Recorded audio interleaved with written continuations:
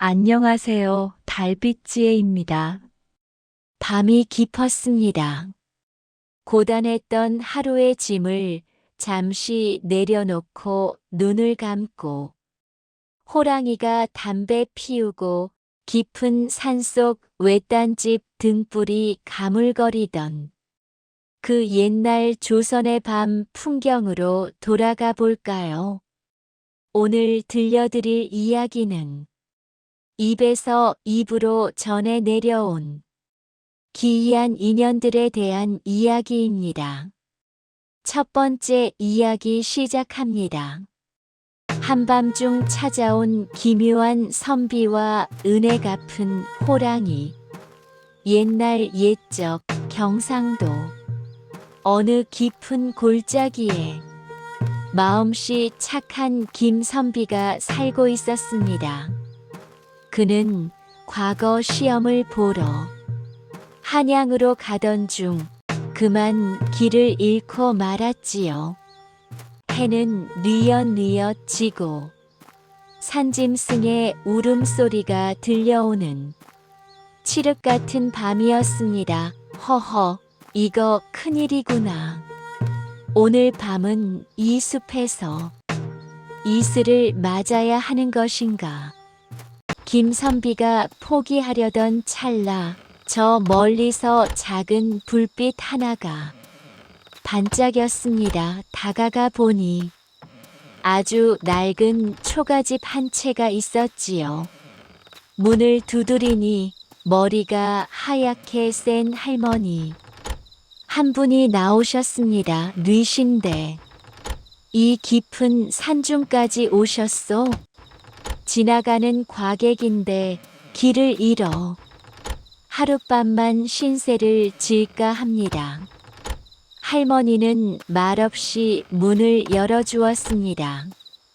그런데 방 안에 들어가 보니 방 한가운데에 커다란 가마솥 하나가 놓여 있고 그 안에서 정체 모를 김이 모락모락 나고 있었습니다. 김선비는 무언가 이상한 기분이 들었지만 너무나 피곤한 나머지 금방 잠이 들고 말았습니다. 한밤중이었습니다. 어디선가 크르릉 하는 낮은 울림에 잠이 깬 김선비는 문틈으로 밖을 내다보고 깜짝 놀랐습니다. 마당에는 집채만 한 호랑이 한 마리가 엎드려 있었고 낮에 본 할머니가 그 호랑이의 목덜미를 쓰다듬으며 무언가 속삭이고 있었기 때문입니다. 조금만 참거라. 이제 곧 너의 아픔을 씻어줄 귀한 손님이 오셨으니. 김선비는 가슴이 콩닥거렸습니다. 혹시 나를 잡아 호랑이에게 먹이려는 것은 아닐까? 하지만 할머니의 목소리는 너무나 자애롭고 슬펐습니다. 잠시 후 할머니가 조심스럽게 방 문을 열었습니다. 김선비는 자는 척을 했지요. 할머니는 김선비의 머리맡에 앉아 조용히 입을 열었습니다. 선비님, 놀라지 말고 내 말을 들어주세요. 저 밖에 있는 호랑이는 제 아들입니다. 몹쓸 병에 걸려 산신령의 노여움을 사 저런 모습이 되었지요. 선비님의 품속에 있는 그 약방문만이 제 아들을 구할 수 있습니다. 사실 김선비는 집을 떠날 때 의원이었던 아버지가 비상약으로 써준 귀한 처방전을 품고 있었습니다. 김선비는 할머니의 간곡한 부탁에 두려움을 잊고 마당으로 나갔습니다. 호랑이는 무서운 맹수의 모습이었지만 눈동자에는 눈물이 맺혀 있었습니다. 김선비는 정성껏 약을 다려 호랑이에게 먹이고 아픈 상처를 닦아주었습니다. 밤이 지나고 새벽 안개가 자욱하게 깔릴 무렵 놀라운 일이 벌어졌습니다. 호랑이가 포효하더니 이내 늠름한 청년의 모습으로 돌아온 것이었습니다. 할머니와 청년은 김선비에게 큰 절을 올렸습니다. 선비님의 은혜는 대대손손 잊지 않겠습니다. 정신을 차려보니 집도 할머니도 보이지 않았습니다. 김선비의 옆에는 보따리 하나가 놓여 있었는데 그 안에는 황금과 함께 한양까지 무사히 갈 수 있는 지도가 들어 있었지요. 덕분에 김선비는 과거에 급제하여 평생 백성을 돌보는 어진 고을 원님이 되었다고 합니다. 두 번째 이야기는 어떤 이야기일까요? 시작합니다. 달빛 아래 나타난 여인과 선비의 바둑 한판. 주위는 이제 정막만이 가득합니다. 멀리서 들려오는 풀벌레 소리가 자장가처럼 귓가를 스치고 여러분의 마음은 이제 아주 깊고 고요한 산사의 뒷마당에 머물러 있습니다. 이번 이야기는 어느 달 밝은 밤 외딴 정자에서 벌어진 신비로운 만남에 대한 이야기입니다. 조선 성종 시절 바둑을 무척이나 좋아하던 이선비라는 사람이 있었습니다. 그는 벼슬의 뜻을 두기보다 전국의 명산 대천을 유람하며 풍류를 즐기길 좋아했지요.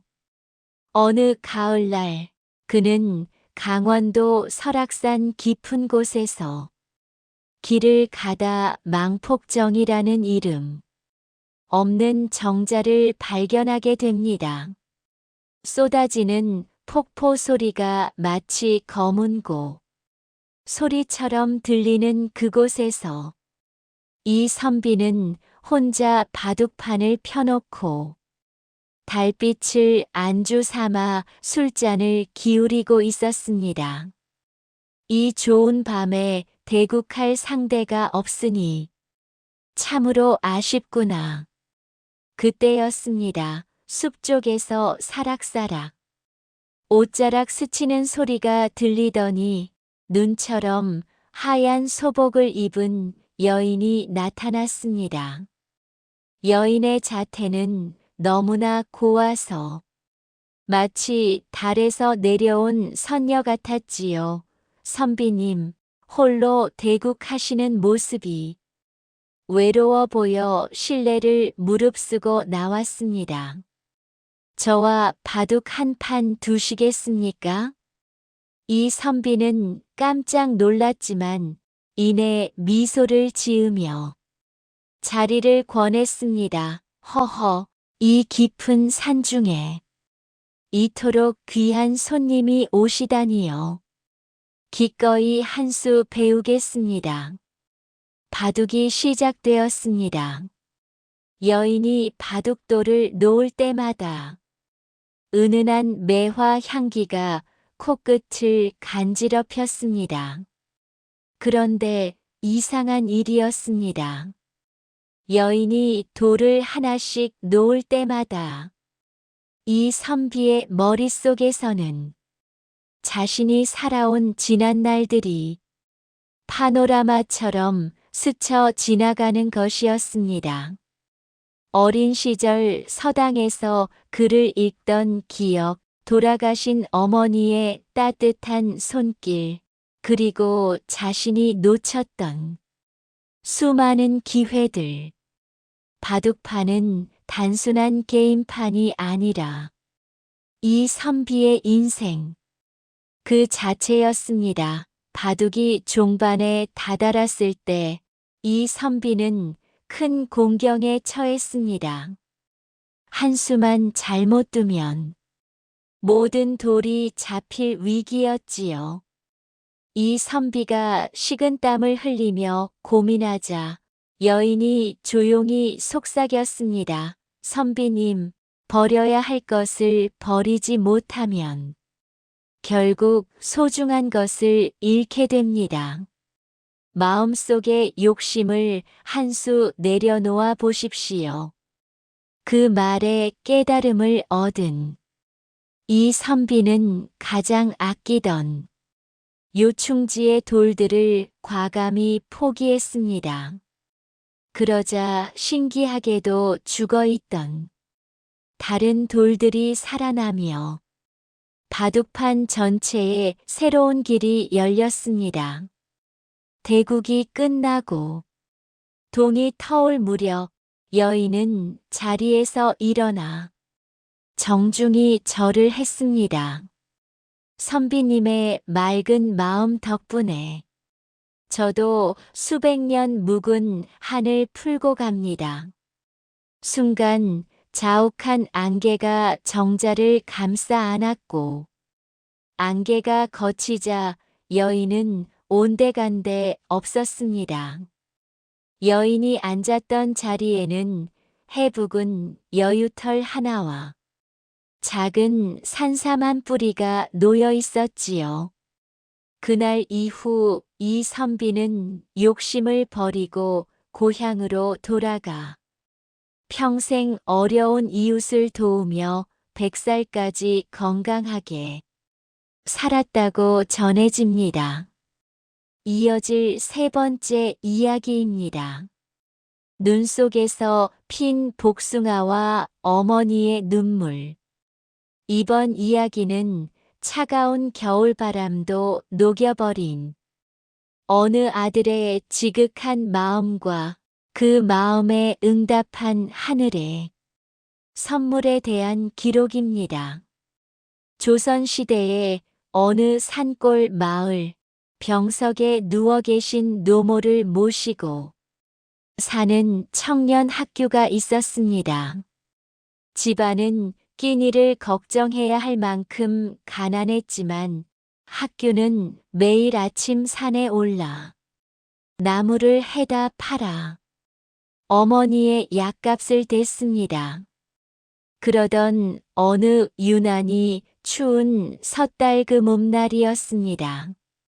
며칠째 식사도 못 하시던 어머니가 가냘픈 목소리로 아들을 부르셨습니다. 얘야, 간밤 꿈에 분홍빛 복숭아를 보았구나. 그 달콤한 냄새가 아직도 코끝에 맴도는구나. 죽기 전에 그 복숭아 딱 한 입만 먹어볼 수 있다면 소원이 없겠네. 한겨울에 복숭아라니요. 밖은 무릎까지 눈이 쌓이고 강물도 꽁꽁 얼어붙은 한겨울이었습니다. 하지만 학교는 눈물을 닦으며 집신 끈을 조여 맸습니다. 어머니, 조금만 기다리세요. 제가 꼭 구해오겠습니다. 마을 사람들은 모두 미친 짓이라며 말렸습니다. 이 추위에 산에 갔다가는 목숨을 잃을 게 뻔했기 때문이죠. 하지만 학교는 캄캄한 산속으로 발걸음을 옮겼습니다. 밤새도록 눈보라 속을 헤매던 학교는 기운이 다해 어느 고목 아래 쓰러지고 말았습니다. 차가운 눈 위에서 의식을 잃어가던 그때 학교는 간절히 기도했습니다. 하늘이시여, 저의 목숨을 가져가셔도 좋으니 제발 우리 어머니께 복숭아 한 알만 허락해 주십시오. 그때였습니다. 학교에 뜨거운 눈물이 떨어진 자리에서 기이한 빛이 나기 시작했습니다. 눈앞에 있는 말라 비틀어진 고목에서 갑자기 새순이 돋고 순식간에 분홍빛 꽃이 피어나더니 탐스러운 복숭아 새 알이 주렁주렁 열리는 것이 아니겠습니까? 학교는 꿈인지 생시인지 분간할 수 없었지만 떨리는 손으로 복숭아를 따서 품에 꼭 안았습니다. 그 온기가 얼어붙은 학교의 몸을 녹여주었습니다. 기적처럼 집에 돌아온 학교가 어머니의 입에 복숭아 조각을 넣어드렸습니다. 향긋한 과즙이 입안에 퍼지자 어머니의 창백했던 얼굴에 화색이 돌기 시작했습니다. 어머니는 눈을 뜨고 아들의 손을 꼭 잡았습니다. 이게 어찌 된 일이냐? 이 추운 날에 어머니의 간절한 마음이 하늘에 닿은 것입니다. 그날 이후 어머니의 병은 씻은 듯이 나았고 이 소문은 고을 원님을 지나 임금님의 귀에까지 들어갔습니다. 임금님은 학교의 효심에 감동하여 큰 상을 내리고 효자문을 세워주었습니다. 사실 그 복숭아 나무는 학교가 평소 산을 오가며 정성껏 돌보던 병든 나무였다고 합니다. 진심을 다한 마음은 말라 죽은 나무도 꽃 피우게 한다는 것을 학교는 우리에게 보여준 것이지요. 자, 다음은 네 번째 이야기입니다. 산사의 늙은 스님과 이름 없는 꼬마 동자. 깊은 산속 작은 암자로 향합니다. 그곳에는 수십 년간 홀로 수행해온 노스님 한 분이 계셨지요. 이 암자는 워낙 높고 험한 곳에 있어 오가는 사람이 거의 없었습니다. 노스님은 매일 새벽 물을 길어 올리고 마당을 쓸며 고요한 일상을 보내고 있었지요. 그러던 어느 비바람이 몰아치던 밤, 누군가 암자의 문을 가볍게 두드렸습니다. 이 밤중에 누구냐? 문을 열어보니 비에 젖은 조그만 꼬마 동자 하나가 서 있었습니다. 어디서 왔는지 부모는 누구인지 물어도 아이는 그저 해맑게 웃으며 스님의 옷자락을 잡을 뿐이었지요. 스님은 가엾은 마음에 아이를 따뜻한 방에 들여 재우고 다음 날부터 함께 지내게 되었습니다. 아이가 온 뒤로 적막했던 암자에는 웃음꽃이 피었습니다. 아이는 스님이 예불을 드릴 때면 옆에서 꼬박꼬박 졸기도 하고 스님이 땔감을 해오면 고사리 손으로 나뭇가지를 옮기기도 했지요. 신기하게도 아이가 온 뒤부터는 암자 주변의 꽃들이 철도 아닌데 만발하고 산짐승들이 마당까지 내려와 아이와 함께 놀다 가곤 했습니다. 스님은 이 아이가 하늘이 내려준 마지막 선물이라 생각하며 지성으로 돌보았습니다. 그러던 어느 날 노스님이 큰 병을 얻어 자리에 눕게 되었습니다. 약을 구하러 내려갈 기운조차 없었지요. 스님은 자신의 마지막을 직감하고 아이의 손을 잡았습니다. 아가, 이제 나는 갈 때가 된 것 같구나. 너는 더 넓은 세상으로 내려가거라. 아이는 아무 말 없이 눈물을 뚝뚝 흘리더니 밖으로 뛰어나갔습니다. 그리고 한참 뒤 아이는 입에 새빨간 열매가 달린 풀뿌리 하나를 물고 돌아왔습니다.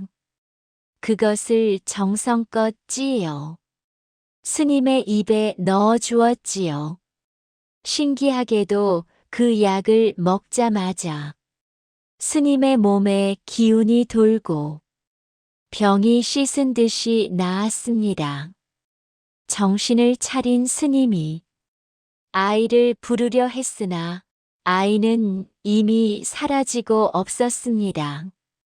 대신 마당 한가운데에는 아이가 평소 입던 작은 누더기 옷이 놓여 있었지요. 스님이 그 옷을 들춰보니 그 아래에는 흙이 묻은 커다란 산삼의 꼬리가 살짝 보였습니다. 알고 보니 그 아이는 스님이 수십 년간 암자 뒤뜰에서 정성껏 물을 주며 돌보던 오래된 산삼의 정령이었던 것입니다. 스님의 따뜻한 마음씨에 감동하여 스님이 가장 외롭고 힘들 때 동자의 모습으로 나타나 곁을 지켜준 것이었지요.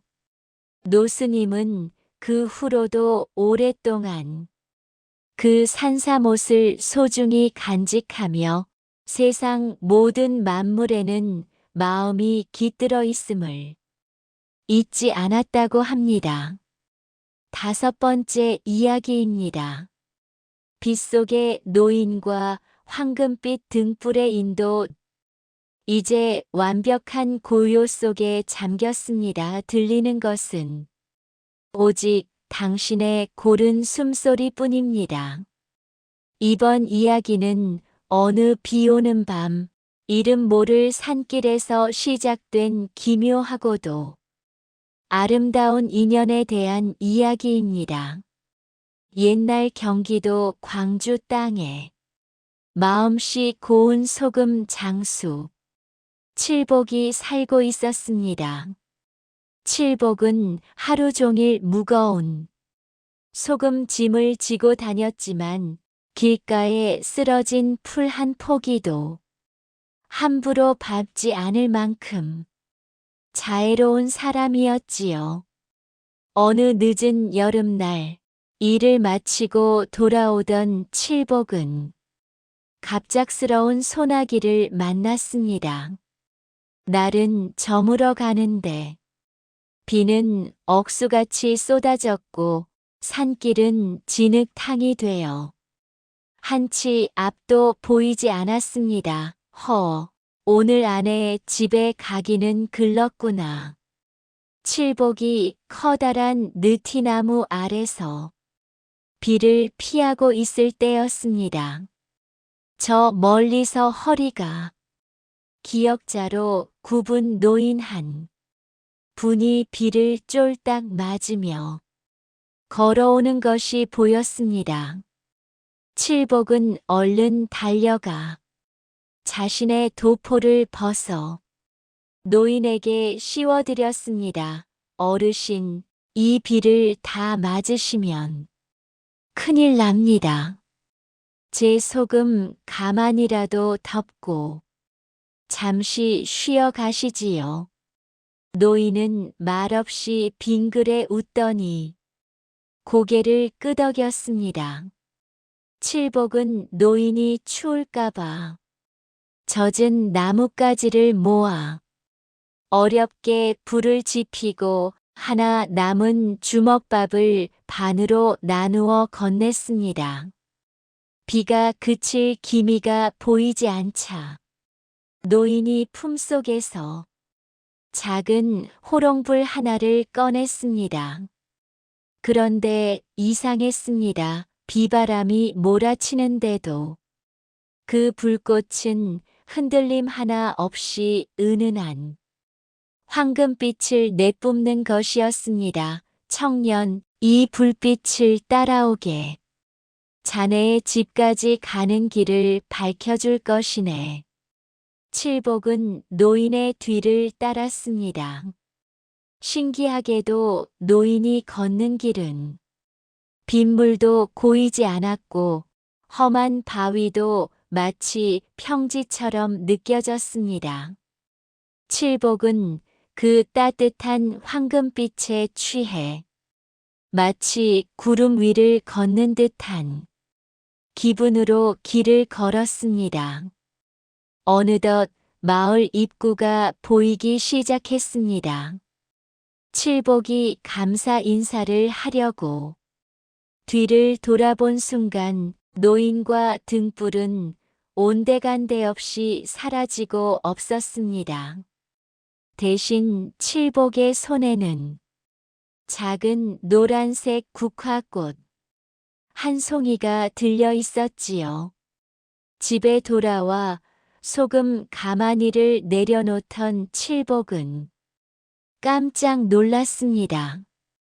빗물에 다 녹아버렸어야 할 소금이 오히려 이전보다 더 하얗고 고운 빛깔로 가득 차 있었고 그 속에서 반짝이는 금덩이들이 섞여 있었기 때문입니다. 마을 사람들은 말했습니다. 평소 칠복의 선행에 감동한 산신령이 노인의 모습으로 나타나 그를 집까지 인도하고 축복을 내린 것이라고요. 칠복은 그 금으로 마을에 큰 우물을 파고 가난한 이들과 나누며 평생을 따뜻하게 살았다고 합니다. 이어질 6번째 이야기입니다. 장님, 악사와 숲속의 신비로운 청중 밤의 공기가 이제는 차분하게 가라앉아 당신의 살결을 부드럽게 감쌉니다. 세상 모든 생명이 잠든 이 시각, 우리는 어느 깊은 골짜기, 달빛조차 조심스럽게 내려앉는 작은 바위 언덕으로 가봅니다. 그곳에는 앞을 보지 못하지만 세상 그 누구보다 아름다운 퉁소 소리를 내는 운악이라는 악사가 살고 있었습니다. 운악은 비록 앞을 볼 수는 없었지만 바람의 결을 읽고 꽃이 피는 소리를 듣는 마음에 눈을 가진 사람이었습니다. 그는 매일 밤 달이 뜨면 언덕에 올라 퉁소를 불었습니다. 그의 연주에는 슬픔도 기쁨도 그리고 세상에 대한 깊은 애정도 담겨 있었지요. 어느 고요한 밤이었습니다.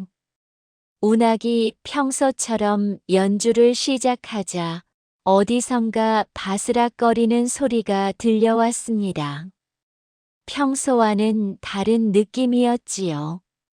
누군가 자신의 연주를 아주 가까이서 지켜보고 있다는 것을 직감했습니다. 누구신지요?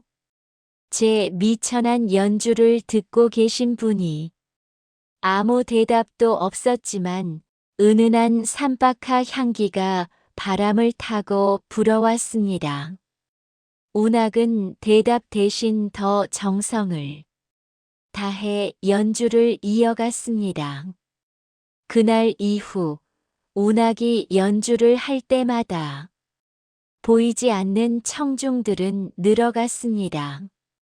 때로는 어린아이의 웃음소리 같은 바람이 불었고 때로는 거대한 산맥이 숨을 쉬는 듯한 묵직한 정적이 감돌았습니다.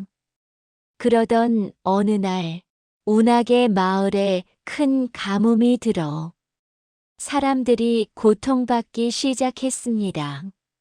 샘물은 마르고 논바닥은 거북이 등처럼 갈라졌지요.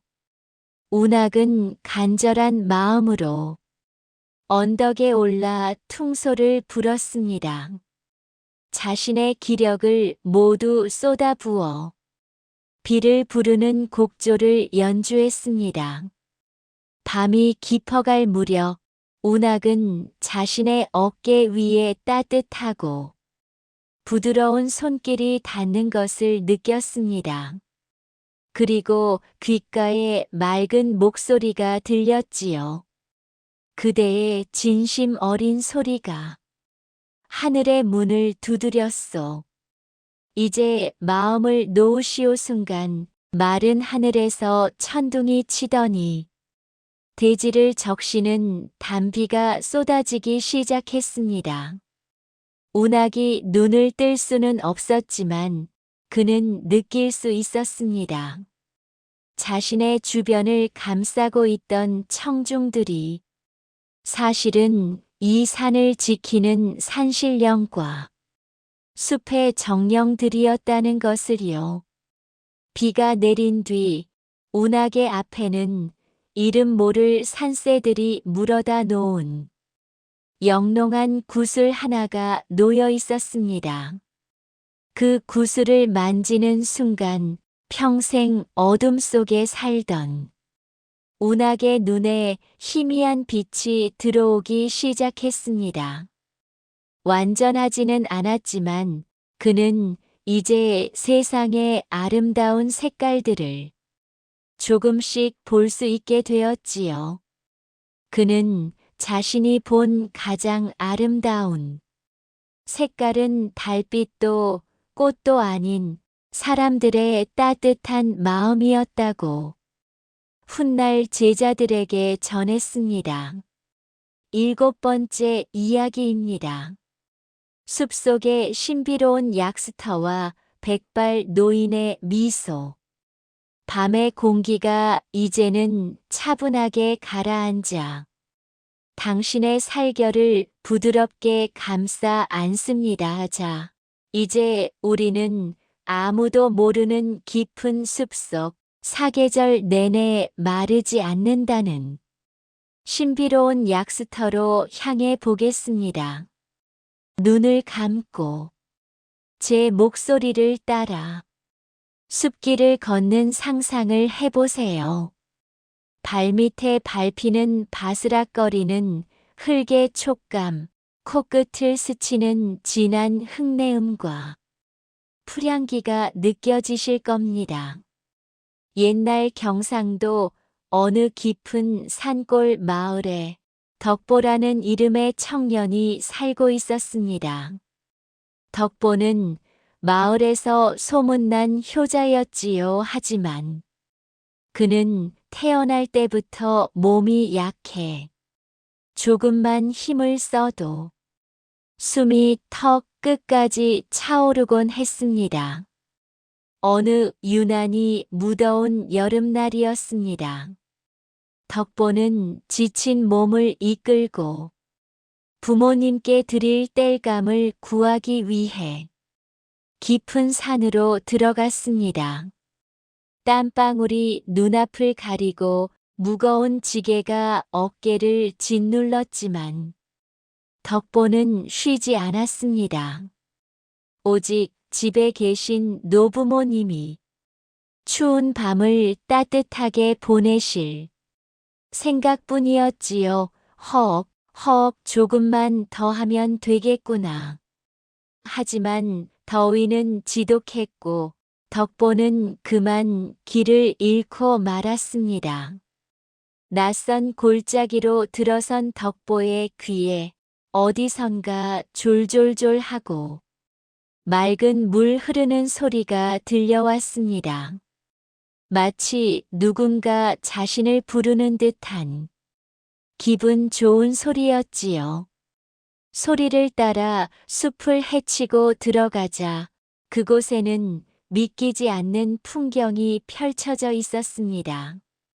기암 괴석 사이로 옥빛 물이 솟아나고 있었고 그 주변에는 세상 어디에서도 본 적 없는 형형색색의 야생화들이 피어 있었습니다. 신기하게도 그곳은 바깥의 무더위가 전혀 느껴지지 않을 만큼 시원하고 청량했습니다. 그리고 그 샘물과 바위 위에는 눈처럼 하얀 수염이 가슴까지 내려오는 백발 노인이 인자한 미소를 지으며 앉아 있었습니다. 허허, 여기까지 오느라 고생이 많았네. 청년 노인은 마치 덕보가 올 것을 미리 알고 있었다는 듯 나무로 깎은 작은 바가지를 건넸습니다. 하자. 이 물 한 잔 마셔보게. 자네의 지극한 효심이 산의 마음을 움직여 이 숨겨진 샘을 찾게 한 것이니 덕보가 떨리는 손으로 물을 받아 한 모금 들이켰습니다. 그 맛은 말로 표현할 수 없을 만큼 달콤하고 시원했습니다. 물이 목을 타고 넘어가는 순간 덕보는 온몸에 구멍이 환하게 열리는 듯한 기분을 느꼈습니다. 어깨를 짓누르던 통증이 사라지고 흐릿하던 눈이 밝아지며 손끝 하나하나에 새로운 기운이 솟구쳤습니다. 덕보가 감격하여 노인에게 엎드려 절을 올리자 노인이 조용히 입을 열었습니다. 사람의 몸은 마음을 담는 그릇이라네. 자네가 부모를 생각하는 그 맑은 마음이 곧 약이 된 것이지. 이 샘물은 마음이 탁한 자에게는 보이지 않고 오직 진실한 자에게만 길을 열어준다네. 노인은 지팡이로 바닥을 톡톡 쳤습니다. 그러자 샘물 주변의 나비들이 일제히 날아올라 덕보의 주위를 맴돌기 시작했습니다. 그 광경은 마치 꿈속의 한 장면처럼 몽환적이고 아름다웠지요. 덕보는 그 신비로운 물을 호리병에 가득 담아 집으로 돌아왔습니다. 그 물을 마신 덕보의 부모님은 굽었던 허리가 펴지고 허옇던 머리카락에 검은빛이 돌기 시작했습니다. 덕보 또한 평생 잔병 치레 없이 튼튼한 장사가 되어 마을의 어려운 일을 도맡아 했지요. 세월이 흘러 덕보가 다시 그 약수터를 찾았을 때 노인도 샘물도 흔적 없이 사라져 있었습니다. 하지만 덕보는 알고 있었습니다. 그 백발 노인은 바로 이 산의 정령이었으며 진심을 다해 살아가는 이들에게 언제나 곁에서 길을 밝혀주고 있다는 것을요. 8번째 이야기입니다. 100년의 세월도 갈라놓지 못한 노부부의 등불. 이 마을에는 소문난 인꼬 부부인 만석 할아버지와 귀분 할머니가 살고 있었습니다. 두 분은 머리가 파뿌리가 되도록 함께 살면서도 단 한 번도 큰 소리를 내며 싸운 적이 없었지요. 할아버지는 장터에 나갈 때면 항상 할머니가 좋아하는 꽃신이나 예쁜 비녀를 사오곤 했고 할머니는 할아버지가 일터에서 돌아올 시간이면 어김없이 마을 어귀까지 나가 등불을 들고 석에 섰습니다. 영감, 오늘도 고생 많으셨소. 어서 집으로 가서 따뜻한 숭늉이라도 한 사발 합시다. 허허, 할멈이 매일 이렇게 마중을 나오니 내가 힘든 줄을 모르고 사네. 그러던 어느 해 겨울 평생 건강하던 할아버지가 갑자기 시름시름 앓기 시작했습니다. 할머니는 정성을 다해 간병했지만 할아버지는 자신의 시간이 다했음을 직감했습니다. 할아버지는 할머니의 손을 꼭 잡고 마지막 힘을 내어 말씀하셨습니다. 할멈, 내가 먼저 사서 미안하오 하지만 너무 슬퍼 마시오. 내가 저 세상 길목에 먼저 사 있다가 당신이 올 때 길 잃지 않도록 환하게 등불을 켜놓고 기다리고 있을 테니 말이요. 할아버지는 그렇게 웃으며 눈을 감으셨습니다. 그날 이후 할머니는 매일 밤 마을 어귀 고개 너머에 있는 할아버지의 산소를 향해 등불을 켜두었습니다. 마을 사람들은 할머니의 건강을 걱정하며 말렸습니다. 할머니, 이제 그만 하세요. 영감님은 이미 좋은 곳으로 가셨을 거예요. 하지만 할머니는 인자하게 웃으며 대답했습니다. 아니요, 우리 영감은 약속을 꼭 지키는 사람이요. 나를 기다리느라 그 추운 길목에서 등불을 들고 서 있을 텐데 나도 여기서 화답을 해줘야지요. 그로부터 3년 뒤 유난히 달이 밝던 어느 밤이었습니다. 할머니는 그날 유독 정성스럽게 몸을 씻고 시집을 올 때 입었던 그 고운 한복을 꺼내 입으셨습니다. 그리고 여느 때처럼 등불을 켜고 마루에 앉아 계셨지요. 그때 마을 사람들은 기이한 광경을 목격했습니다. 할아버지의 산소가 있는 산등성이에서 커다란 등불 하나가 천천히 내려와 할머니의 집 앞마당에 멈추는 것이었습니다. 그리고 할머니의 등불과 산에서 내려온 등불이 하나로 합쳐지더니 마치 두 사람이 손을 잡은 것처럼 하늘 위로 은은하게 올라겠습니다. 다음 날 아침 할머니는 잠든 것처럼 편안한 모습으로 세상을 떠나셨습니다. 할머니의 얼굴에는 평생 본 적 없는 가장 행복한 미소로 아름다웠다고 합니다. 두 분의 등불은 이제 밤하늘의 별이 되어 길 잃은 이들의 길을 비춰주고 있습니다. 당신의 마음 속에도 이 따뜻한 등불 하나가 놓였습니다. 어떤 외로움도 어떤 슬픔도 이 불빛 앞에서는 힘을 잃습니다. 9번째 이야기 시작합니다. 숲속의 옹달샘과 금빛 잉어의 보은. 이 이야기는 마음의 눈을 감았을 때 비로소 보이는 세상에서 가장 맑은 샘물에 관한 이야기입니다. 옛날 강원도 깊은 골짜기에 덕구라는 나무꾼이 살고 있었습니다. 그는 비록 가진 것은 없었으나 산을 오를 때마다 작은 들꽃 하나 밟지 않으려 조심하고 목마른 짐승들을 위해 길목마다 물을 떠놓는 심성이 고운 사람이었습니다.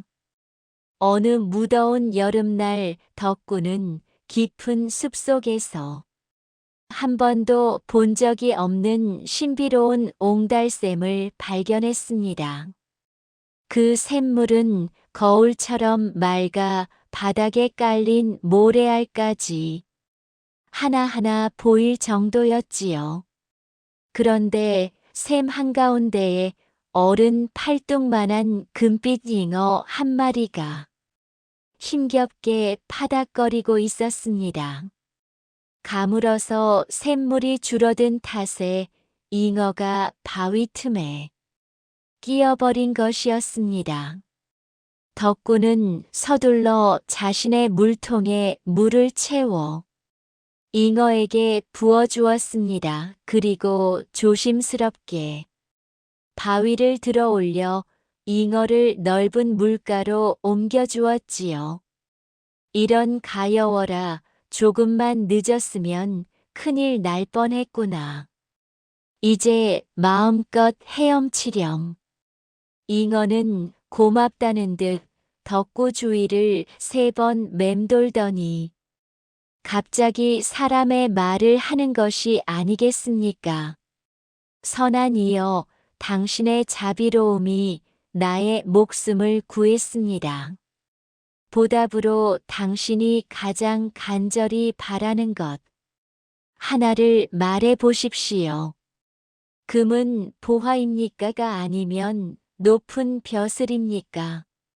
덕구는 잠시 생각을 하더니 빙글에 미소를 지으며 말했습니다.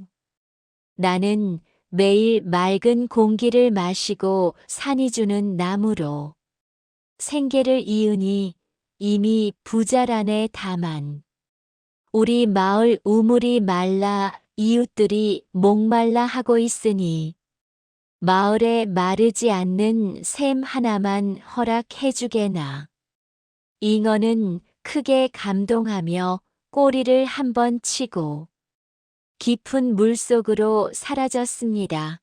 덕구가 마을로 내려가 보니 놀랍게도 마은 광장 한복판에 차갑고 맑은 샘물이 펑펑 솟구쳐 오르고 있었습니다. 마을 사람들은 덕구 덕분에 가뭄 걱정 없이 농사를 지을 수 있게 되었습니다. 더 놀라운 것은 그 샘물을 마신 노인들의 병이 낫고 사람들의 마음이 예전보다 훨씬 더 너그러워졌다는 사실입니다. 덕구는 그 후에도 변함없이 나무를 하며 살았지만 신기하게도 그가 짊어진 지게는 항상 깃털처럼 가벼웠고 그의 집 마당에는 1년 내내 이름 모를 산새들이 찾아와 아름다운 노래를 들려주었다고 합니다. 진정한 행복은 채우는 것이 아니라 남을 위해 비워낼 때 저절로 스며드는 법이지요. 이제 모든 이야기가 끝났습니다.